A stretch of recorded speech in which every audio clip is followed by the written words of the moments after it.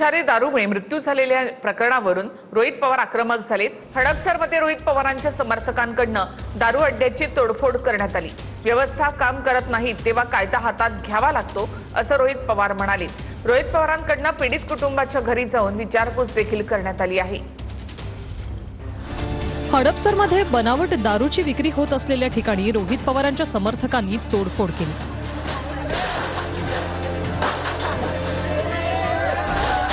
रोहित पवारांनी घटनास्थळी पाहणी केली आणि यावेळी कार्यकर्त्यांनी विषारी दारू विक्री करणाऱ्या दुकानाची तोडफोड केली। पुण्यात विषारी दारूमुळे 14 जणांचा मृत्यू झाल्याची माहिती समोर आली। व्यवस्था काम करत नाही तेव्हा कायदा हातात घ्यावा लागतो अशी संतप्त प्रतिक्रिया यावेळी रोहित पवारांनी दिली। जेव्हा सिस्टम काम करत नाही, जेव्हा सिस्टम कमी पडते, जेव्हा पोलीस प्रशासन कमी पडतं, आम्हाला एक संदेश लोकांना द्यायचा आहे की आपल्याला काही गोष्टी हातात घ्याव्याच लागतील।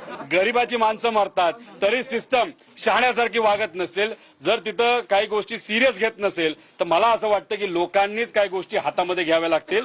कार्यकर्त्यांनी इथलं जे दुकान आहे ते बऱ्यापैकी तोडण्याचा प्रयत्न तिथं केला। बुलडोजर तुम्ही फक्त धर्म बघून तिथं चालवता, मग जिथं अशा चुकीच्या गोष्टी होतात ज्याच्या सगळ्या गोष्टी केल्यामुळे गरिबाचा तिथं मृत्यू होतो, त्यात हिंदू समाजाचे सुद्धा असतात, तेव्हा हे सरकार कुठे गेले?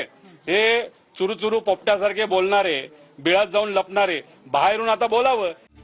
यावेळी रोहित पवारांनी पीडित कुटुंबियांच्या घरी जाऊनही विचारपूस केली।